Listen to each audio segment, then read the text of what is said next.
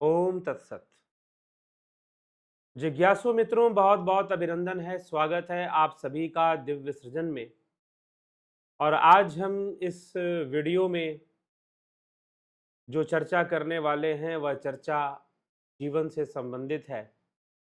कुल मिलाकर अध्यात्म का उद्देश्य जीवन को समझना है।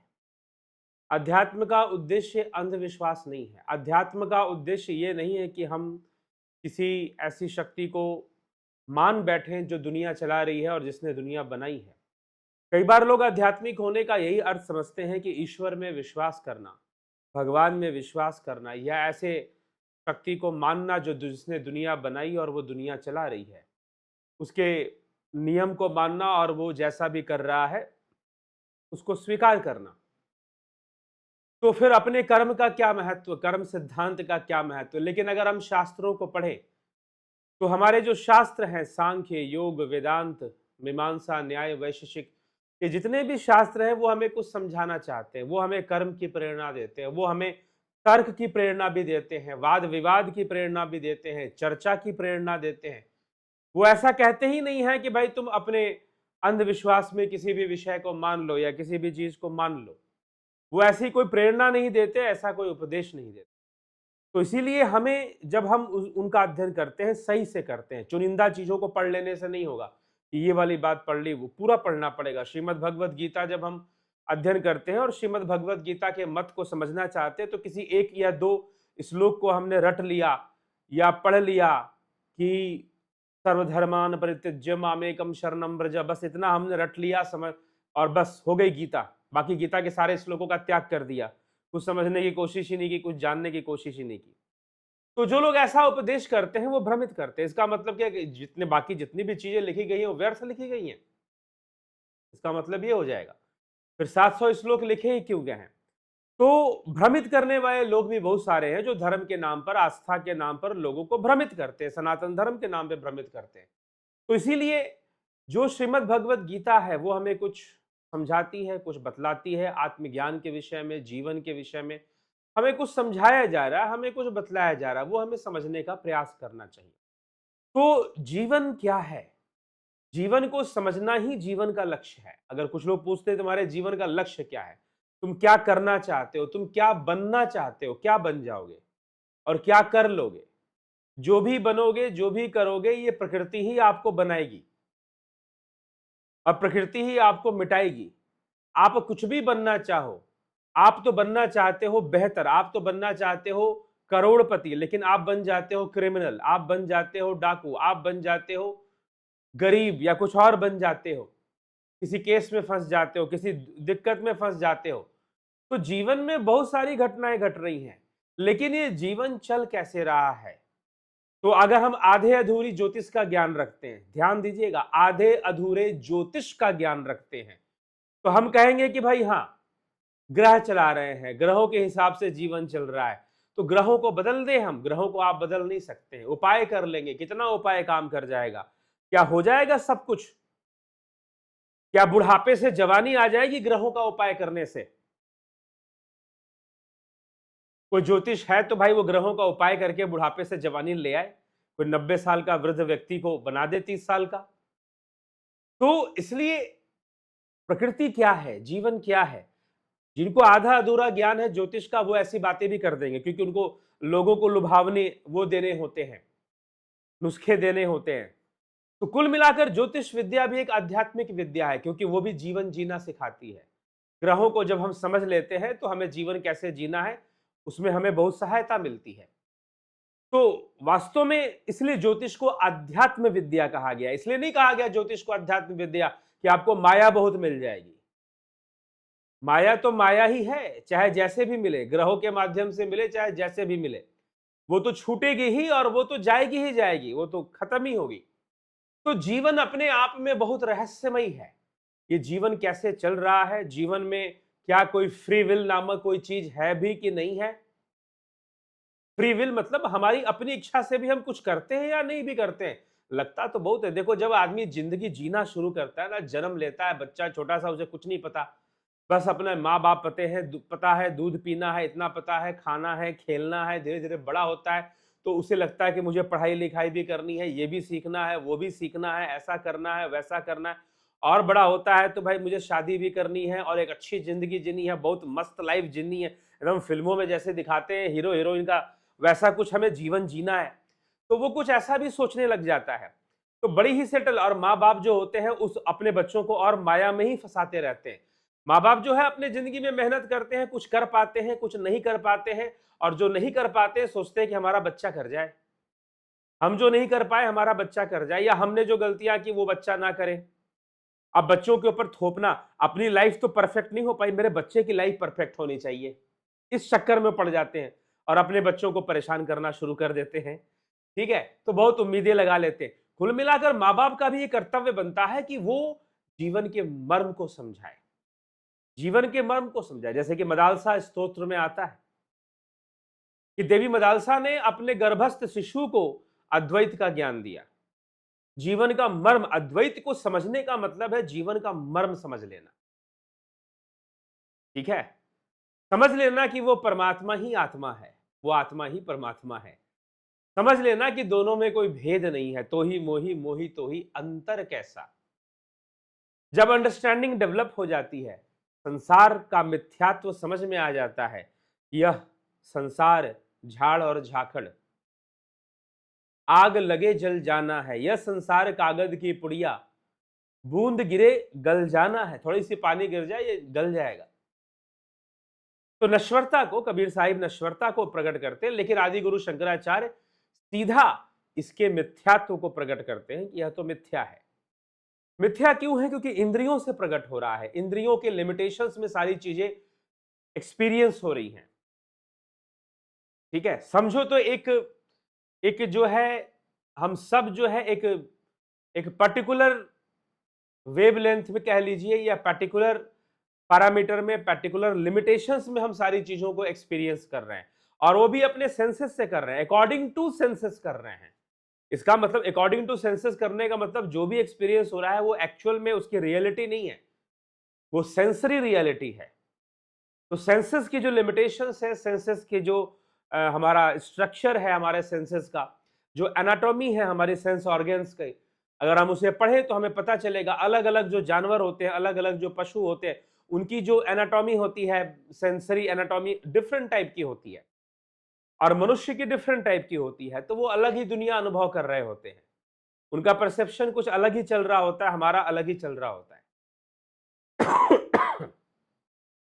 तो इस तरह से जीवों में, लेकिन फिर भी कुछ बेसिक इंस्टिंक्ट्स होती हैं, जैसे कि आहार, निद्रा, भय, मैथुन, ये क्रियाएं सभी जीवों में समान रूप से पाई जाती हैं, पेड़ पौधों में भी पाई जाती हैं।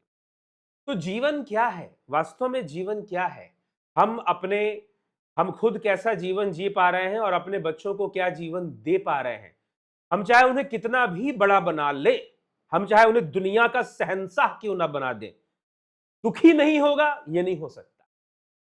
दुखी तो होगा, पश्चाताप के आंसू तो रोएगा। ठीक है, सिकंदर जैसा शहंशाह बेचारा कैसी गंदी मौत मरा।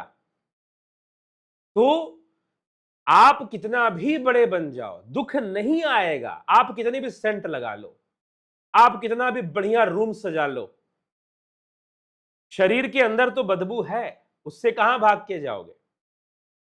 उससे कहां भागोगे? कितना भागोगे? सेंट, आर्टिफिशियल चीजों का ही तो मेकअप मारोगे ना। कर लो।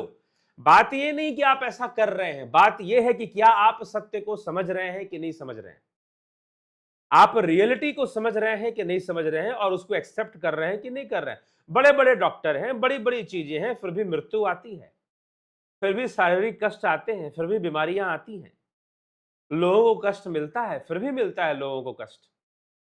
तो इसीलिए यह संपूर्ण संसार क्या है, जीवन क्या है? क्योंकि लोगों को जीवन से बहुत, एक ऐसी एक युवा ने अमेरिका से मुझसे बातें की, और जो उसकी बातें थी बहुत ही, उसको उसको अब लगता है कि मेरे जीवन में जो भी घट रहा है इसके बारे में मैंने कभी सोचा नहीं था, इसकी प्लानिंग नहीं की थी, लेकिन चीजें हो रही हैं। अपनी मर्जी से शादी भी की, अब डाइवोर्स भी हो चुका है, बच्चे बिखरे हुए हैं, परिस्थितियां बड़ी विचित्र हो चुकी हैं। दूसरी तरफ नौकरी की भी दिक्कतें बढ़ती जा रही हैं, बहुत तरह की जाती है। अब बंदा नौकरी करना ही नहीं चाहता, वो तंग आ चुका है एमएनसीज की जॉब कर करके। तो अब क्या करे? तब वो सोचता है कि मैंने तो नहीं सोचा था, किसी ने नहीं बताया था कि जॉब में ऐसे ऐसी प्रॉब्लम आएंगी। सबने कहा था बेटा एमएनसी में जॉब लग जाएगी, लाखों की पैकेज होगी तेरे पास। महीना तो 5 लाख रुपए कमा लेता है, अगर रुपीज में हम देखें तो महीने में कमा लेता है, लेकिन फिर भी बेचारा परेशान। बोले कि दुखी मैं बहुत ज्यादा हूं, दुख की कोई सीमा नहीं है जीवन के अंदर। अब क्या किया जाए, जीवन है। तो इसीलिए जीवन प्रकृति के अंदर ये तमोगुण, रजोगुण, सतोगुण किस तरह से अपने आप को प्रकट करेंगे बताना मुश्किल है। इसीलिए तुम बाहर से कितनी चीजें संभालोगे, पैसों के दम पे क्या क्या संभालोगे।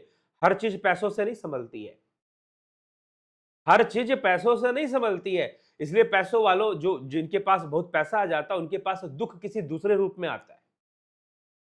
दुख जो है फिर दूसरे रूप में आता है, जो सामान्य रूप से दिखता नहीं है। हमें तो जो दुख दिखाई देता है वो पैसों की कमी से दिखाई देता है। भाई किसी के पास धन की कमी है तो उसके जीवन में दुख आ रहा है, तो हमें सीधा सीधा दिखाई देता है कि धन की कमी है तो बहुत बहुत सारी चीजें वो नहीं कर सकता है। तो लेकिन जिनके पास धन आ गया, दुख उनके पास भी आ रहा है, तो भर भर के आ रहा है उनके पास भी। ऐसे लोग हैं जो भर भर के दुखी हो रहे हैं बेचारे, और उनके पास दुख ऐसा आ रहा है कि पैसों से वो संभाल भी नहीं सकते उस दुख को, उसको दूर भी नहीं कर सकते। तो प्रकृति कई गुना ज्यादा चालाक है हमसे। हम कितने भी बुद्धिजीवी बन जाएं, कितनी भी दवाइयां खोज ले, कितने भी मेडिकल साइंस, तो मेडिकल साइंस अब जो दवाइयां खोजी गई, वैक्सीन निकाले गए बहुत सारे बीमारियों को दूर करने के लिए, अब उनके कारण भी डिजीजेस आ रही हैं, ऑटो इम्यून डिसऑर्डर्स भी आ रहे हैं। बहुत सारे लोगों ने कोविशील्ड वैक्सीन वगैरह लिए, कई लोगों को ब्लड प्लेटलेट्स की प्रॉब्लम्स आनी शुरू हो गई। उनका अपना ही सिस्टम जो है अपने ऊपर अटैक करना शुरू कर देता है, ठीक है। अपनी एंटीबॉडीज जो है अपने ही बॉडी पर अटैक कर दे तो फिर क्या होगा। ये हो रहा है, ये सब चीजें घट रही हैं। तो अब उसका कोई इलाज नहीं है, उसका कोई इलाज भी नहीं मिलता है। तो इसलिए जीवन के अंदर, जीवन अपने आप में रहस्यमयी है, प्रकृति अपने आप में रहस्यमयी है। तो कई बार मनुष्य बहुत कुछ करना चाहता है, बहुत कुछ बनना चाहता है, और बहुत कुछ करने के चक्कर में वो अपने लाइफ को स्पॉइल करना शुरू कर देता है। कई बार हम अत्यधिक सुखी होने के चक्कर में दुखी होने लग जाते हैं। तो लोग सुखी होना चाहते हैं, सुख की प्राप्ति करना चाहते हैं, लेकिन सुखी होने के चक्कर में ही वो दुखी होने लग जाते हैं। जीवन में दुख आने लग जाता है, भर भर के दुख आने लग जाता है जीवन में। तो दुखी होना जो है ये क्यों है? क्योंकि वास्तव में देखिए, अगर जीवन को अच्छे से जीना है तो सुख के पीछे भागना बंद कीजिए, जीवन को संतुलित करना सीखिए। बैलेंस में कैसे बने रहना है, साइकोलॉजिकली बैलेंस में कैसे बने रहना है, फिजिकली बैलेंस में कैसे बने रहना है, शारीरिक रूप से बैलेंस में कैसे बने रहना है। हालांकि बैलेंस बिगड़ेगा नहीं, ऐसा नहीं है, शरीर का बैलेंस तो जरूर बिगड़ेगा, लेकिन शरीर नष्ट हो सकता है, मन नष्ट नहीं होता। इसलिए कबीर साहिब भी कहते हैं कि माया मुई माया मरी न मन मरा, मर मर गया शरीर। शरीर मरता है, ना मन मरता है, ना माया मरती है। तो अगर शरीर छूटे भी तो उस समय भी मन स्थिति संतुलित हो, असंतुलित स्थिति में मृत्यु ना हो, संतुलित स्थिति में हो। और यह जो संतुलन का सिद्धांत है, और यह जो संतुलन की कला है, आप इसे स्किल कहिए, आप इसे आर्ट कहिए, अपने आप को बैलेंस करने का जो आर्ट है, अपने आप को बैलेंस करने की जो कला है, यही योग है, यही योग है, यही वेदांत है। वेदांत और योग में, योग अभ्यास का विषय है और वेदांत अंडरस्टैंडिंग का विषय है, वेदांत ज्ञान का विषय है, समझ का विषय है। तो जब आप अपने मन को संतुलित करना सीख जाएंगे, संतुलन में अपने आप को रखना सीख जाएंगे, संतुलित करना सीख जाएंगे अपने मन को, कि यह मन संतुलित कैसे होता है। मन के अंदर अनेकों विचार, अनेकों कामनाएं आ रही हैं, और वो कामनाएं हमें परेशान कर रही हैं। हम अपनी कामनाओं से, क्योंकि कामनाएं, इच्छाएं देखिए कभी पूरी नहीं होती है। एक बात हमेशा समझ लीजिए कि डिजायर्स कभी फुलफिल नहीं हो सकते, इंद्रियां कभी सेटिस्फाई नहीं हो सकती 100%। 100% क्या, इंद्रियां की तो, हमारे शरीर का जो पूरा जो सिस्टम है, हमारे मन शरीर का, वो साइक्लिक है। हमारा पेट कभी भर नहीं सकता, सुंदर दृश्य देखने की इच्छाएं कभी पूर्ण नहीं हो सकती। भोगों को भोगने की इच्छाएं कभी सर्वदा के लिए पूर्ण नहीं हो सकती हैं। ठीक है? तो भोगों की जो भोगने की इच्छाएं हैं वो पूर्ण नहीं हो सकती हैं, तो फिर हम कभी भी पूर्णता का अनुभव अपने जीवन में कर नहीं पाएंगे। तो इसीलिए ऐसा ना हो।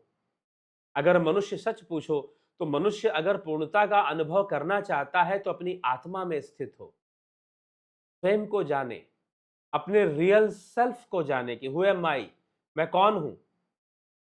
ये बॉडी, क्या मैं बॉडी हूं? क्या मैं सेंस ऑर्गन्स हूं? क्या मैं माइंड हूं? मैं हूं कौन इन रियलिटी? मैं कौन हूं? हर चीज तो बदल रही है। मैं बचपन में मैं ही था, ये शरीर बच्चा सा था, बड़ा हो गया, जवान हो गया, फिर वृद्धावस्था को प्राप्त हो जाएगा, फिर मृत्यु होकर जल के राख भी हो जाएगा शमशान घाट में, या दफन हो जाएगा। तो फिर यह जो शरीर है, क्या मैं शरीर हूं? लेकिन हमने अपने शरीर में लगा रखा है, शरीर की उपाधियों में लगा रखा है, पारिवारिक उपाधियां, सामाजिक उपाधियां, व्यवसायिक उपाधियां हैं, प्रोफेशनल हमारे ग्रेड्स बनते हैं, तो उनमें हमने लगा रखा है कि हम ये हैं, वो हैं, हम ऐसे हैं, वैसे हैं, लेकिन हम इन रियलिटी मैं कौन हूं? हु एम आई? तो जब तक हम अपने आप को देखो, दुख तभी तक है, व्याधियां तभी तक है, असंतुलन तभी तक है, जब तक हमने अपने आप को मिथ्यात्व में लगा रखा है, मिथ्या चीजों में लगा के रखा हुआ है जो नहीं है, सेंसरी वर्ल्ड में अपने आप को लगा रखा है कि जो नहीं है, जो होकर भी नहीं है, बस वो होने का एक भ्रम पैदा करती है। तो जब तक सही ज्ञान नहीं होगा तब तक जीवन भी सुखी नहीं होने वाला, चाहे कितना भी धन आ जाए, कितना भी मान सम्मान आ जाए, कितनी भी बड़ी बड़ी बिल्डिंगें बना ले, कितनी भी बड़ी कंपनी बना ले, बहुत कुछ कर ले। प्रारब्ध सब सब होता है, कुछ लोग कर पाते हैं, कुछ लोग नहीं कर पाते हैं, लेकिन जो जीवन जीने की कला है, art of balancing your life, ये जो है, ये सबके भीतर नहीं आ पाती। ये इसे एक गरीब भी सीख सकता है, इसे एक अमीर भी सीख सकता है। परेशानियां और दुख सबके जीवन में आ सकता है।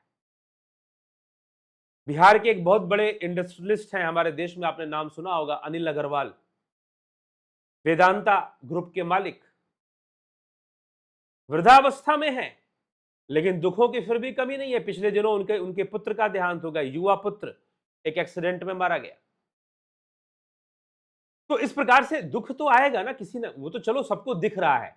कुछ दुख ऐसे होते हैं कि किसी को दिखता भी नहीं है, आप उसे किसी को बता भी नहीं सकते, आप उसका प्रचार भी नहीं कर सकते कि मेरे जीवन में ये दुख है, कह भी नहीं सकते। तो दुखों के अनेकों रूप होते हैं।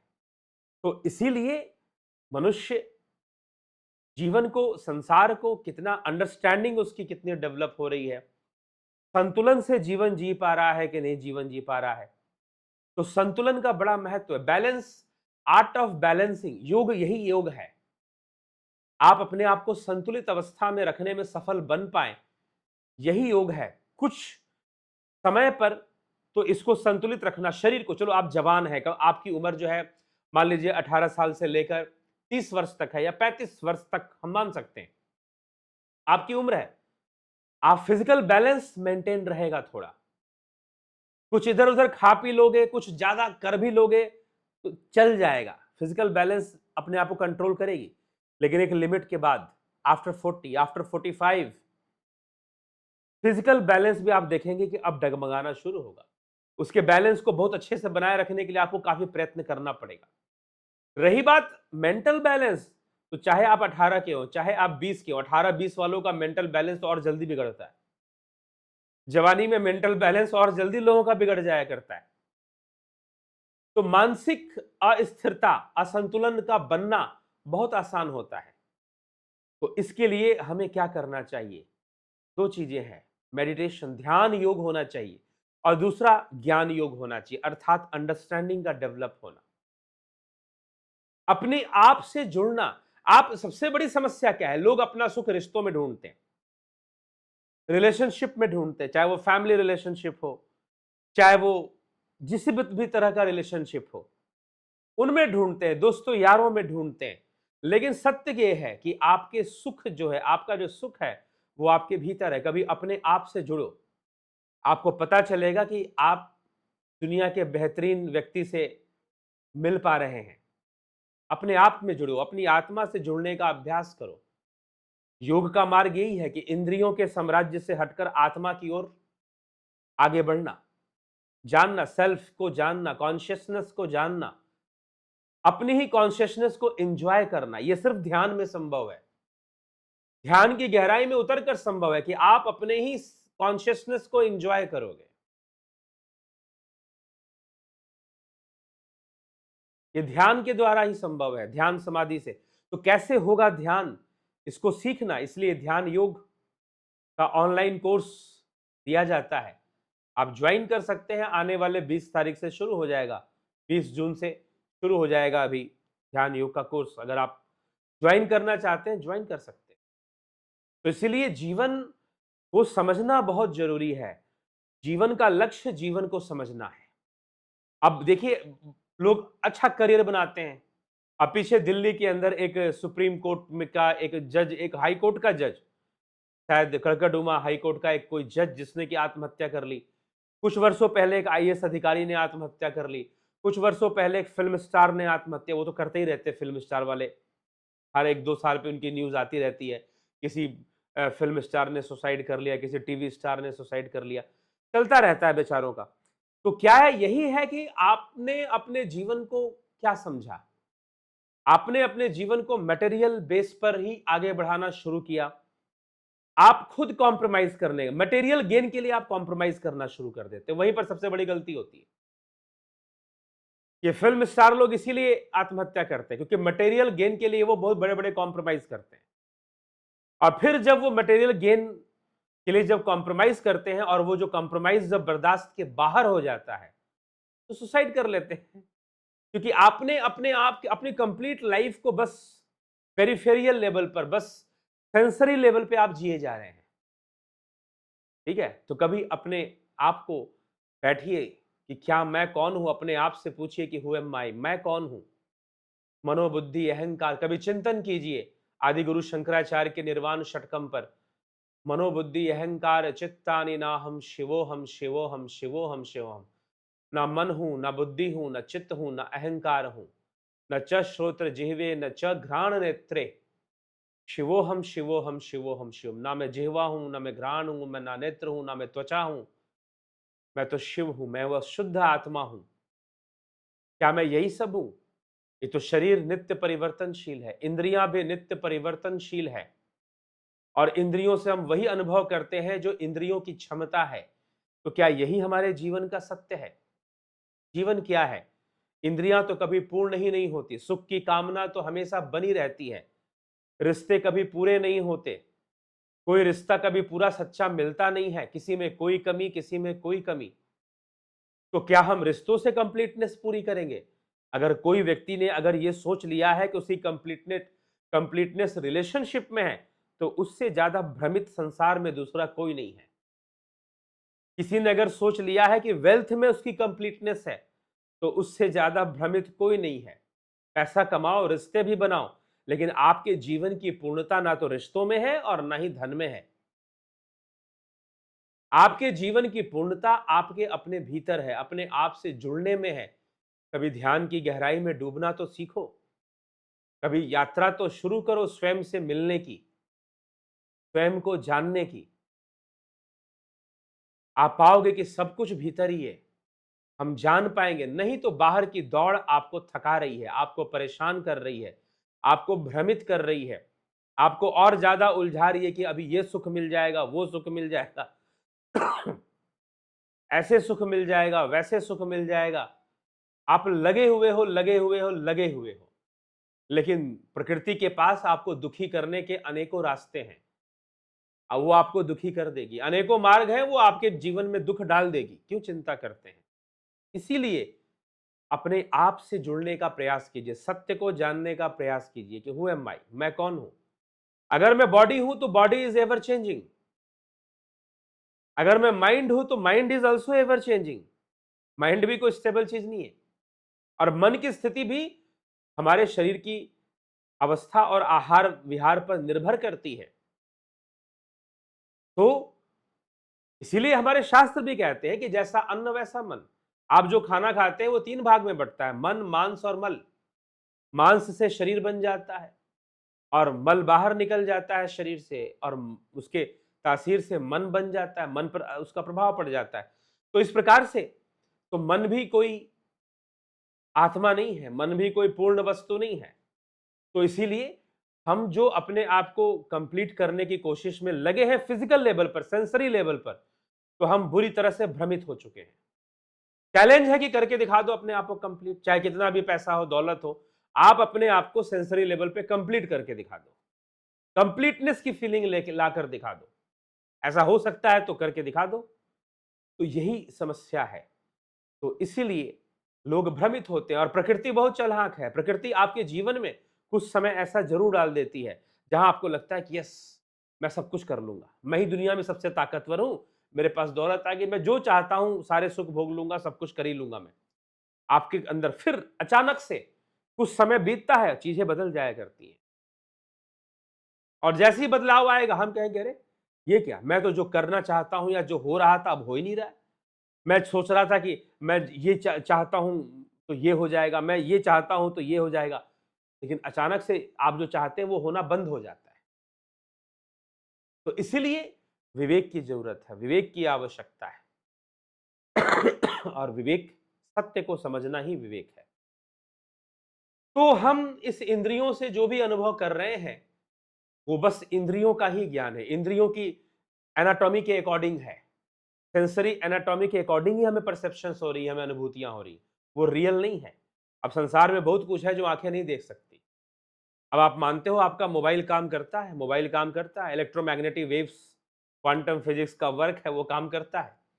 इसलिए क्वांटम फिजिक्स में वैक्यूम नामक कोई चीज नहीं होती, सारी दुनिया परिपूर्ण है, वेव्स से परिपूर्ण है, तरंगे भरी पड़ी हैं पूरे यूनिवर्स में। हमारी आंखें नहीं देख सकती हर चीज को, इसलिए क्वांटम फिजिक्स सर्वव्यापकता को मानता है, और अद्वैत सिद्धांत सर्वव्यापी ब्रह्म को मानता है। ब्रह्म एक तत्व है जो सर्वव्यापी है। चलिए, तो हम जब तक उस आत्म तत्व को ना जाने, उस ब्रह्म तत्व को ना जाने, तो सेल्फ रियलाइजेशन, अध्यात्म का मतलब है सेल्फ रियलाइजेशन, आत्मज्ञान, स्वयं को जानो तुम कौन हो। मनोबुद्धि अहंकार चित्तानि नाहम, शिवोहम शिवोहम शिवोहम शिव। तो इंद्रियों से आत्मा की यात्रा आगे बढ़ती है। चलिए, इसी के साथ हमारे कोर्सेज हैं जो आपकी सहायता करते हैं इन सभी विषयों पर। ध्यान योग की ऑनलाइन कोर्स है, नेचुरोपैथी की ऑनलाइन कोर्स है, स्वर योग की 20 जून से आने वाले 20 तारीख से ये कोर्सेज शुरू हो जाएंगी। विश्व सनातन दर्शन पे कोर्स है, पैरानॉर्मल साइंस पे कोर्स है। तो ये सारे कोर्सेज का आप लाभ उठा सकते हैं। मुख्य रूप से जब हम बात आत्मज्ञान की करते हैं तो उसमें ध्यान योग और स्वर योग का कोर्स हमारी बहुत सहायता करता है। तो जरूर आप लोग ये कोर्सेज ज्वाइन कर लें और इससे लाभान्वित हो। ओम तत्सत।